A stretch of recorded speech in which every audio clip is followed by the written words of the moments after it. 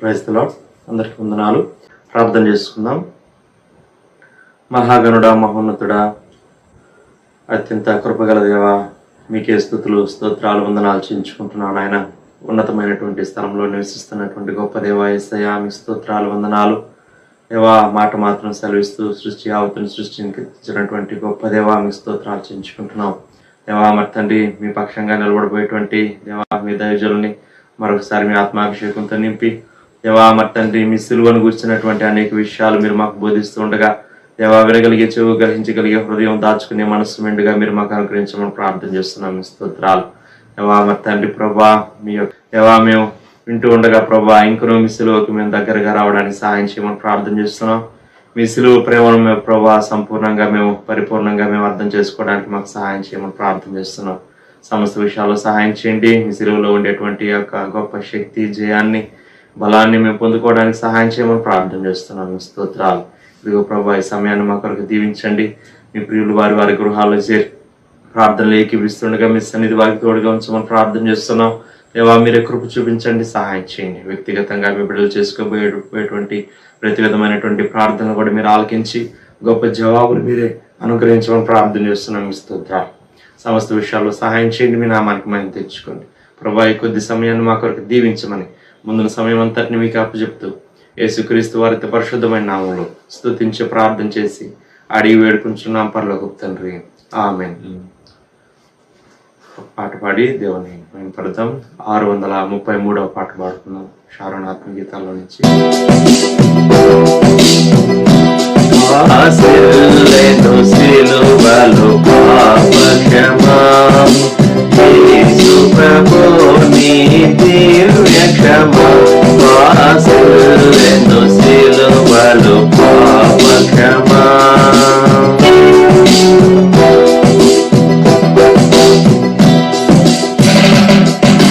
కలువరిలో నా పాపము పొంది సిలువకు నిన్ను ఆపది చేసే, కలువరిలో నా పాపము పొంది సిలువకు నిన్ను ఆపది చేసే, కలుషహరా కరుణించితివి, కలుషహరా కరుణించితివి, మా సిల్లెను సిలువలో పాప క్షమాం, దోషము చేసినది నేనే కదా, మోసములో బ్రతికిన నేనే కదా, దోషము చేసినది నేనే కదా, మోసముతో బ్రతికిన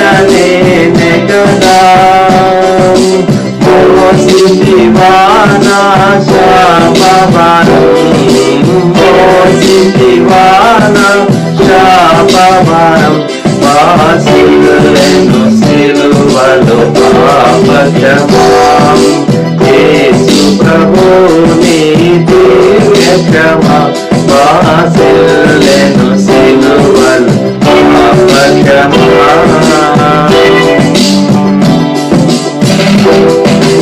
పాపము చేసి గడించేటి మరణం, శాపమేగా నేనార్జించినది,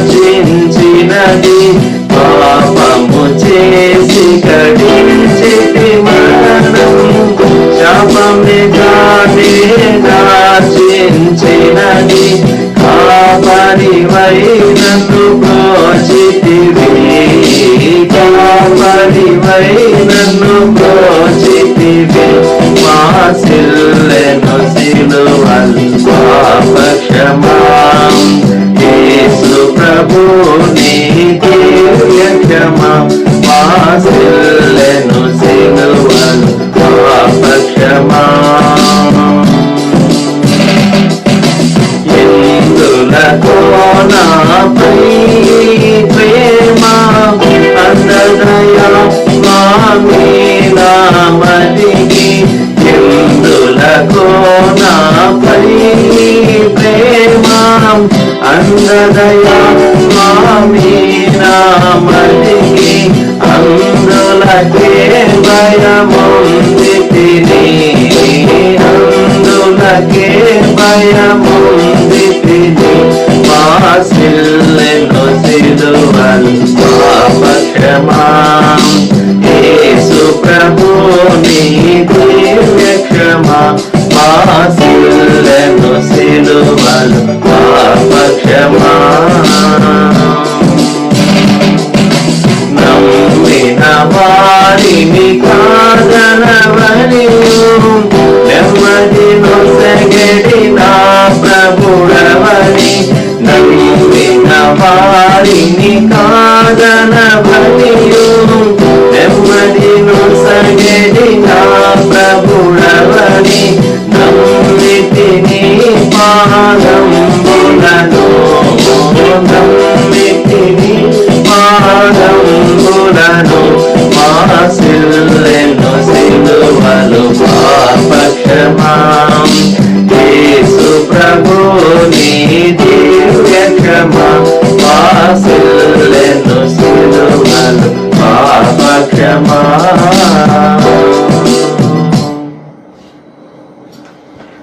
ప్రకటనగా 91వ కీర్తన చదువుకుందాం పిల్లరా. మహోన్నతిని చాటున నివసించేవాడే సర్వశక్తి నీడును విశ్రమించేవాడు. మహోన్నతిని చాటున నివసించేవాడే సర్వశక్తి నీడును విశ్రమించేవాడు. ఆయనే నాకు ఆశ్రయము నా కోట, నేను నమ్ముకున్న నా దేవుడని నేను యెహోవాని గురించి చెప్పుచున్నాను.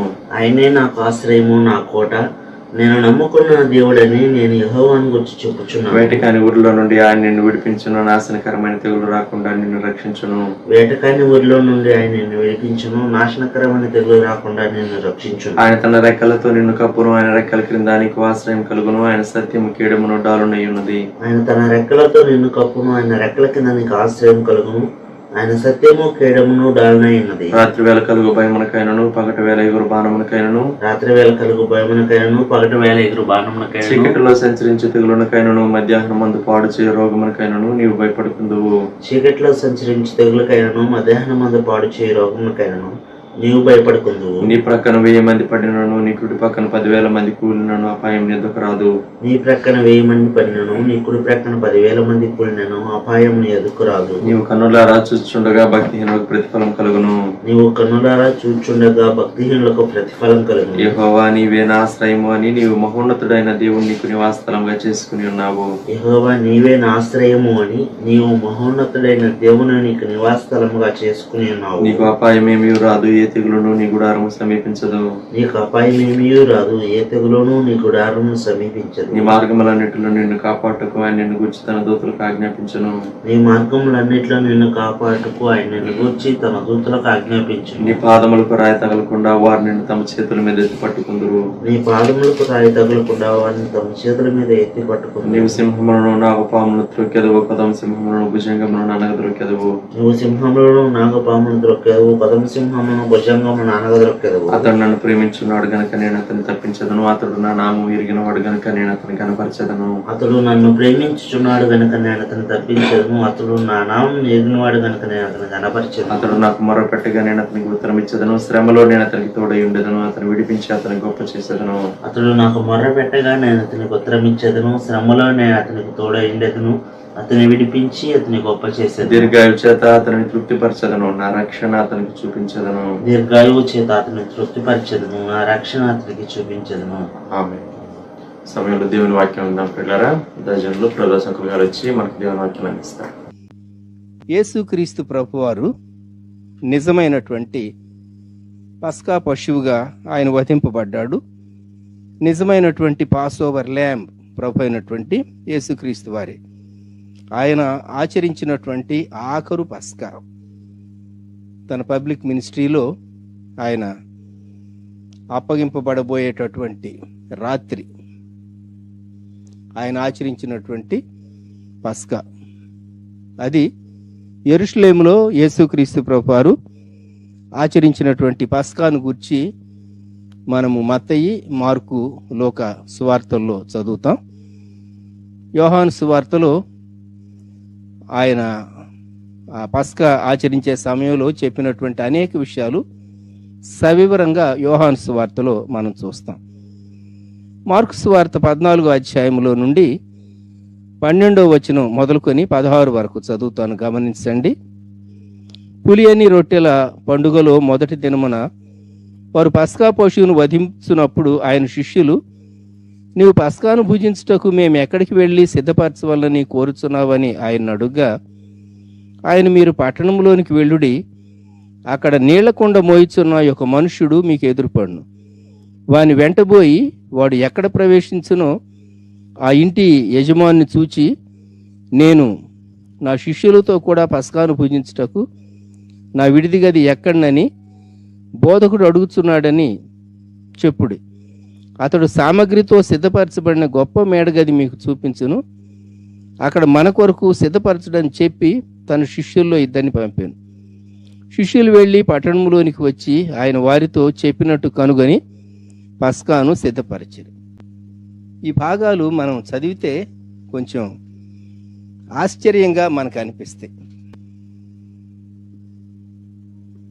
కారణం, యేసుక్రీస్తు ప్రభువారు మత్తయి సువార్తలో అయితే 26వ అధ్యాయం 17 నుండి ఈ భాగం గురించి వ్రాయబడింది. ఆ పైన జరిగినటువంటి సంఘటన 14 నుండి, అప్పుడు 12 మందిలో ఒకడు ఇస్కరియోతు యోధ ప్రధాన యాజకుల యొద్దకు వెళ్ళి, నేను ఆయనను మీకు అప్పగించిన నాకేమి ఇత్తురని వారిని అడిగాను. అందుకు వారు 30 వెండి నాణెములు తూచి వానికి ఇచ్చిరి. వాడు అప్పటి నుండి ఆయనను అప్పగించుటకు తగిన సమయం కనిపెట్టుచుండెను. యేసు ప్రభు వారు ఎందుకు కరెక్ట్ అడ్రస్ చెప్పేసేసి పంపలేదు? చాలా టెక్నికల్గా చెప్పాడు యేసు ప్రభు వారు. మీరు పట్టణంలో ప్రవేశించండి అంటే యెరూషలేములో ప్రవేశించినప్పుడు మార్క్స్ వార్తలో మనం చదువుతాం, నీళ్లకుండ మోసేటటువంటి ఒక మనుష్యుడు మీకు కనబడతాడు, మీకు ఎదురు పడతాడు. అతని వెంటే వెళ్ళండి. అతడు ఎక్కడికి వెళ్తాడో మీరు అక్కడికి వెళ్ళండి. ఎందుకు ప్రభువారు ఇలా చెప్పాడు? ఆలోచించండి. మరి లూకాసు వార్తలో సహా మనం ఈ భాగాన్ని గూర్చి ఆలోచించినప్పుడు లూకాసు వార్త 22వ అధ్యాయము 10వ వచనం, ఇదిగో మీరు పట్టణములో ప్రవేశించినప్పుడు నీళ్లకొండ మోసుకొని పోవచ్చున్న ఒకడు మీకు ఎదురుగా వచ్చును, అతడు ప్రవేశించు ఇంటిలోనికి అతని వెంట వెళ్ళి, నేను నా శిష్యులతో కూడా పస్కాను పూజించుటకు విడిది గది ఎక్కడనని బోధకుడు నిన్ను అడుగుతున్నాడని ఇంటి యజమానితో చెప్పుడి. అతడు సామగ్రి గల ఒక గొప్ప మేడగది మీకు చూపించును, అక్కడ సిద్ధపరచుడని వారితో చెప్పాను. వారు వెళ్ళి ఆయన తమతో చెప్పినట్టు కనుగొని పస్కాను సిద్ధపరిచారు. ఈ భాగం చదివితే మనకి ఏమనిపిస్తుంది? వీళ్ళని ఇన్ని తిప్పలు పెట్టకుండా నేరుగా అడ్రస్ చెప్పేయచ్చు కదా యేసు ప్రభువారు. ఇంటి యజమాని పేరు చెప్పి ఉండొచ్చు కదా. మనం పైన ఒక భాగం చదువుకున్నాం. ఇస్కరియోతు యోధ యేసు ప్రభువును అప్పగించడానికి సమయం కొరకు కనిపెడుతూ ఉన్నాడు. అందుకని యేసు ప్రభువారు చాలా టెక్నికల్గా చెప్పాడు. యేసు ప్రభు శిష్యులమైనటువంటి మనకు చాలా వివేకం, చురుకుదనం ఉండాలి. ఎందుకు అంటే, యేసు ప్రభు పేరు చెప్పాడు అనుకోండి, అడ్రస్ వీధి చెప్పాడు అనుకోండి, ఇస్కరియోతు యోధ ముందే అప్పగించేసేసి ఉంటాడు. ఆ సమయం రాకముందే కొన్ని గంటలు. యేసు ప్రభు వారు గెత్సెమనేలోకి వెళ్ళాలి, ఆయన ప్రార్థించవలసి ఉన్నది, ఇవన్నీ జరగాలి. అయితే ఇస్కరియోతు యోధ ఆల్రెడీ పేమెంట్ రిసీవ్ అయిపోయింది. ఇస్కరియోతు యోధ పేమెంట్ తీసుకున్నాడు కాబట్టి తన పని అయిపోతుంది. అప్పగించేసేస్తే ఎంత తొందరగా ఫినిష్ చేస్తే అంత తొందరగా అయిపోతుంది. ఇస్కరియోతు యోధ సమయం కొరకు కనిపెడుతున్నాడు. మిగిలిన శిష్యులతో పాటు ఇస్కరియోతు యోధ అక్కడ ఉన్నాడు.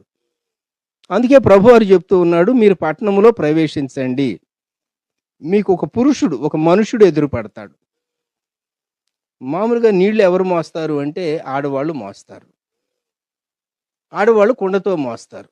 మగవాళ్ళు మోయవలసి వస్తే తోలు సంచితో వారు నీళ్లు మోస్తారు. అంతేగాని నీళ్ల కుండ పురుషుడు సహజంగా మోయడు. ప్రభువారు చెప్పినటువంటి సూచన ఏంటంటే, అక్కడ నీళ్ల కుండ మోయిస్తున్న ఒక మనుష్యుడు మీకు ఎదురుపడు, అతని వెనకే వెళ్ళండి, అతని వెనకే వెళ్ళండి. అందరూ లేడీస్ నీళ్లు మోస్తూ ఉంటే కుండలతో, ఒక పురుషుడు కుండ మోస్తూ వెళ్తాడు. కాబట్టి ఇస్కరియోతు యూదా ఒకవేళ వాళ్ళ వెంట వెళితే తప్ప ఇంటి అడ్రస్ ఇస్కరియోతు యూదాకు వెంటనే తెలియదు. రాణువారిని తీసుకుని వచ్చి యేసుక్రీస్తు ప్రభువారిని అప్పగించడానికి. అదే అక్కడ టెక్నికల్. యేసు ప్రభువారు చాలా టెక్నికల్గా ఇంటి విషయం చెప్పాడు. వారు వెళ్ళారు, ఇంటి యజమాని దగ్గరకు వెళ్ళారు. బోధకుడు అడుగుతూ ఉన్నాడు. మార్కు 14:14. బోధకుడు అడుగుతూ ఉన్నాడు అంటే యేసు ప్రభు వారికి ఆ ఇంటి యజమానికి పరిచయం ఉన్నది. అది జాన్ మార్కు గృహమే అయి ఉండొచ్చు. చాలామంది పండితులు జాన్ మార్కు గృహం అంటారు. కొద్దిమంది ఒకవేళ డిఫర్ కావచ్చేమో కానీ, ఎందుకంటే ఈ గృహంతో, ఈ అప్పర్ రూమ్తో 3 సంఘటనలు ముడిపడి ఉన్నాయి. ఇక్కడ సామగ్రి గల గొప్ప మేడగది. 3 సంఘటనలు ఏమేమిటి అంటే, మొట్టమొదటిది ప్రభువారు తాను పాస్ ఓవర్ ఆచరించాడు. నిజమైనటువంటి గొర్రెపిల్ల తానే, నిజమైన పస్కా బలిపశువు తానే, లోకపాపములను మోసుకొని సిలువను మన కొరకు భరించినటువంటి గొర్రెపిల్ల తానే, తాను ఇప్పుడు పస్కా ఆచరిస్తూ, ఇది మీ కొరకైన నా శరీరం, ఇది మీ కొరకు చిందింపబడుతున్న నా రక్తం అని ప్రభువు చెప్పాడు. యేసుక్రీస్తు ప్రభువారు సిలువేయబడిన తరువాత పునరుద్ధానుడై యేసుక్రీస్తు ప్రభువారు తిరిగి లేచాడు.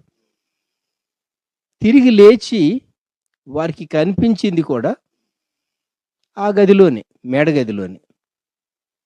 అపోస్తల కార్యం 1వ అధ్యాయంలో వారు తాము బస చేయుచుండిన మేడగదిలోనికి ఎక్కిపోయిరి అని మనం చదువుతాం.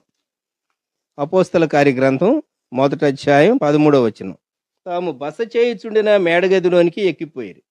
2వ అధ్యాయంలో పెంతెకోస్తు అనే పండుగ వచ్చినప్పుడు పరిశుద్ధాత్ముడు దిగి వచ్చాడు. అది కూడా మేడగదిలో జరిగినటువంటి వృత్తాంతమే. గమనిద్దాం, ఈ ప్రాముఖ్యమైనటువంటి సంఘటనలన్నీ మేడగదితో లింక్ అయి ఉన్నాయి. బహుశా ఆ మేడగది ఇచ్చేటప్పుడు ఇంత చారిత్రాత్మకమైన సంఘటనలన్నీ జరుగుతాయని ఆ వ్యక్తి బహుశా ఊహించి ఉండడు. అయితే పర్ఫెక్ట్గా 13 మంది కూర్చోవటానికి, వారు పస్కా ఆచరించడానికి చక్కని సామగ్రి కలిగినటువంటి మేడగది, ఫుల్లీ ఫర్నిష్డ్ అప్పర్ రూమ్. ఈ ప్రాతకాలంలో నేను మీకు ఒక ప్రశ్న వేయగోరుతూ ఉన్నాను. నీవు యేసుక్రీస్తు ప్రభు కొరకైనటువంటి మేడగదివలే, సిద్ధపరచబడినటువంటి మేడగదివలే నీవు ఉండగోరుతూ ఉన్నావా? యేసుక్రీస్తు ప్రభు వాడుకునేటటువంటి మేడగదివలే నీవు ఉండగోరుతూ ఉన్నావా? ఇది ప్రశ్న.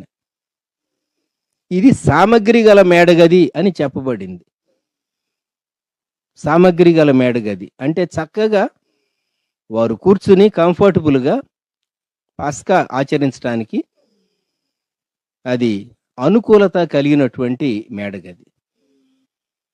ఒక వ్యక్తి దేవుని కొరకు, దేవుడు తాను కలిసి పని చేయటానికి తనను తాను అప్పగించుకొనుట అనేది, సిద్ధపరచుకొనుట అనేది చాలా ప్రత్యేకమైనటువంటి అనుభవం.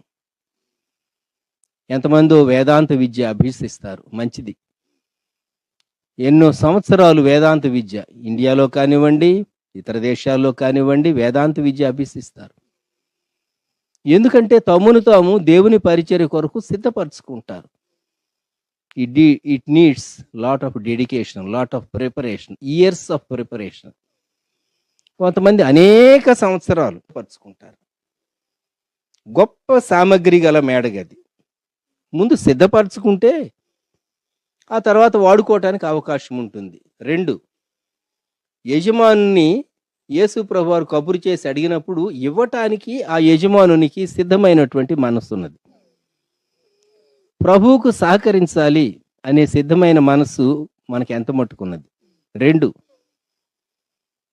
ప్రభువు అడిగినప్పుడు సంతోషంతో సంసిద్ధతతో ఇవ్వటానికి మనము మనస్సు కలిగి ఉన్నామా? యేసు ప్రభువారు సిలువేయబడ్డాడు. ఆ తర్వాత ఇంటి యజమాని చెప్పుండొచ్చు వాళ్ళకి, నాకు ప్రాబ్లమ్స్ వస్తాయండి, దయచేసి మీరు అది వెకేట్ చేయండి. సరిగ్గా పాసోవర్ ఆచరించే దినాల్లో యెరూషలేములో విస్తారమైనటువంటి ప్రజలు ఉన్నారు. పస్కాకు వచ్చినటువంటి ప్రజలు. రూమ్స్ కనుగొనటం చాలా కష్టతరమైనటువంటి విషయం. అయితే ఆశ్చర్యం, ఈ గది మేడగది సిద్ధపరచబడినటువంటి మేడగది. మనం ఈ రోజుకి యెరూషలేముకి వెళ్ళినప్పుడు ఈ అప్పర్ రూమ్ చూడవచ్చు, మేడగదిని చూడవచ్చు. సిద్ధపరచబడినటువంటి మేడగది. ఒక వ్యక్తి తనను తాను దేవుని కొరకు, దేవుని పరిచర్య కొరకు సిద్ధపరచుకొనుట అద్భుతమైనటువంటి విషయం. ప్రియమైనటువంటి వారలారా, తనను తాను ఎక్విప్ చేసుకోవటం. ప్రపంచంలో అనేక దేశాలకు వెళ్ళినటువంటి మిషనరీలు తమను తాము ఎక్విప్ చేసుకున్నారు. ఆ దేశంలో తాము ఏ ప్రాంతానికి వెళ్ళబోతున్నారో ఆ భాషను నేర్చుకున్నారు. దూరంగా ఉన్నప్పుడు నేర్చుకున్నారు, ఆ దేశాలకు వెళ్ళి నేర్చుకున్నారు, ఆ భాషను నేర్చుకున్నారు. బైబిల్ను ఆ ప్రాంతీయ భాషలోనికి అనువాదం చేశారు. ఎంతగా తమను తాము ఎక్విప్ చేసుకున్నారో, కొందరు కొంత మెడికల్ నాలెడ్జ్తో తమను తాము ఎక్విప్ చేసుకుని ప్రభు పరిచర్య కొరకు సువార్తతో పాటు వారు వచ్చారు.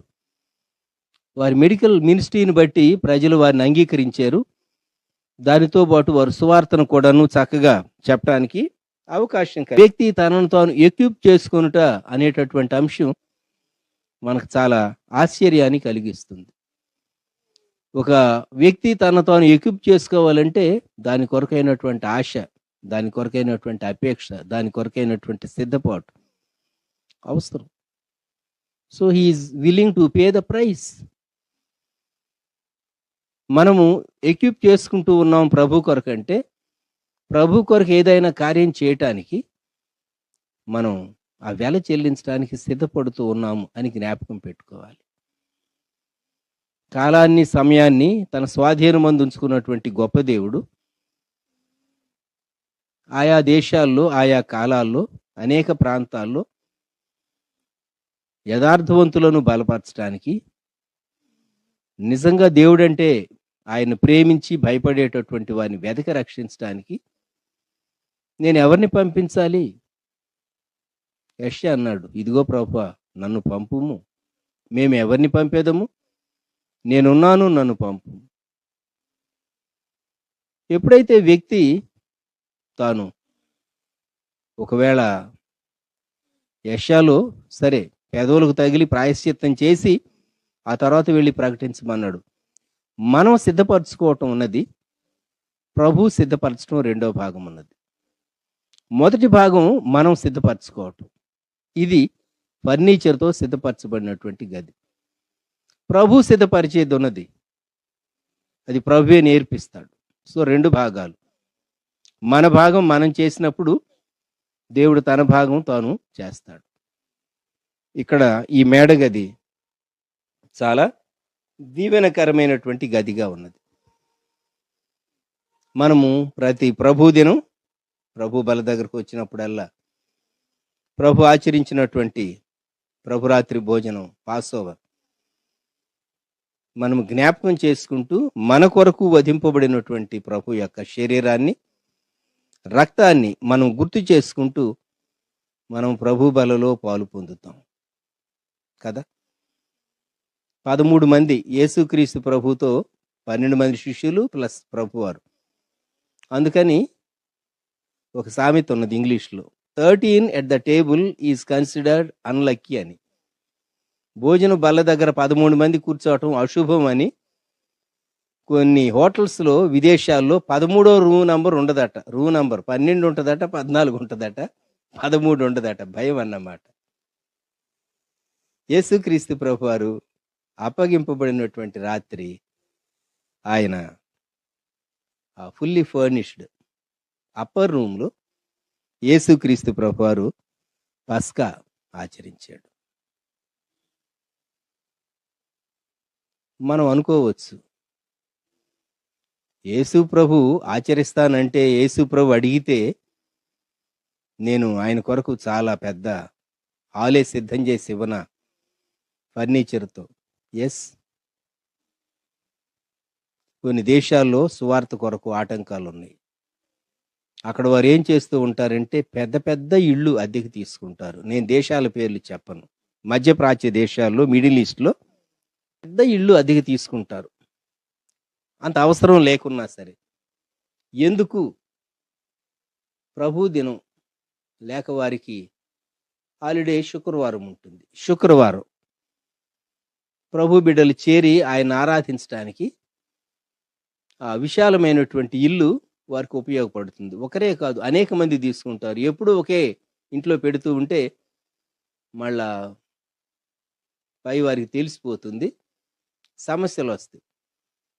కనుక మారుస్తూ ఉంటారు, అకేషన్స్ వెతుకుతారు. ఎవరో birthday, baptism day, wedding day, లేక ఇంకేదో స్పెషల్ అకేషన్, ఇలాగూ ఏదో ఒక అకేషన్స్ క్రియేట్ చేసుకుంటూ ఇంకో ప్రక్క వారు గ్యాదర్ అవుతూ అలాగూ వారి విశ్వాసాన్ని కాపాడుకుంటూ ఉంటారు. కనుక మనం ఈ సమయంలో గుర్తు చేసుకునేది, సిద్ధపరచబడినటువంటి మేడగదిగా నీవు ఉండగలవా? ప్రభు ప్రవేశించడానికి, ప్రభు భుజించటానికి. ప్రభు అంటాడు, ఎవడైనా నా స్వరవిని తలుపు తీస్తే అతనితో నేను, నాతో అతడు కలిసి భోజనం చేస్తామంటాడు ప్రకటన గ్రంథంలో. ప్రభువు నిన్ను వాడుకునేటటువంటి, నీ ద్వారా అనేక మందికి ఆత్మీయ ఆహారం అందించేటటువంటి ఒక గృహంగా నీవు ఉండగలవా? ఆలోచించు. ప్రభువారు చాలా ఫైనల్ మ్యాటర్స్ శిష్యులకు ఈ అప్పర్ ఛాంబర్లోని అప్పర్ రూమ్లోనే చెప్పారు. అంతేకాదు యోహాను సువార్తలో మనం చూస్తాం, ప్రభువారు చేసినటువంటి చాలా గొప్ప ప్రార్థన. 17వ అధ్యాయం యోహాను సువార్తలో ప్రభువారు చేసినటువంటి ప్రార్థన. అది 18వ అధ్యాయంలో యేసు ఈ మాటలు చెప్పి తన శిష్యులతో కూడా కెద్రోను వాగు దాటిపోయాను. కనుక ఇది అసలు ప్రభు ప్రార్థన. ప్రభు ప్రార్థన అంటాం, లార్డ్స్ ప్రేయర్ అంటే ఇది అనేటటువంటి విశ్వాసులు కొందరున్నారు. ప్రభు తన శిష్యులకు నేర్పిన ప్రార్థన, పరలోకమందున్న మా తండ్రి. ఇదేమో ప్రభు తండ్రికి చేసినటువంటి ప్రార్థన, ప్రభు ప్రార్థన, లార్డ్స్ ప్రేయర్. ఈ ప్రాతకాల సమయంలో మనము జ్ఞాపకం చేసుకుందాం, నన్ను నేను ప్రభు కొరకు నేను ఎంత ఎక్విప్ చేసుకున్నాను. చేసుకోగలమా? మనం అందుబాటులో ఉన్నామా? అవైలబుల్గా ఉన్నామా? రిస్ట్రిక్షన్స్ ఉన్నాయా? లిమిటేషన్స్ ఉన్నాయా? ఒకసారి ఆలోచన చేద్దాం. మన ప్రియ ప్రభు మనల్ని ప్రేమించినటువంటి రక్షకుడు, దేవాది దేవుడు. నేను నా శిష్యులతో కూడా పస్కాను ఆచరించుటకు విడిది గది ఎక్కడ అని ఒక ప్రశ్న వేశాడు, ఒక కబురు పంపించాడు, ఒక మెసేజ్ పంపించాడు.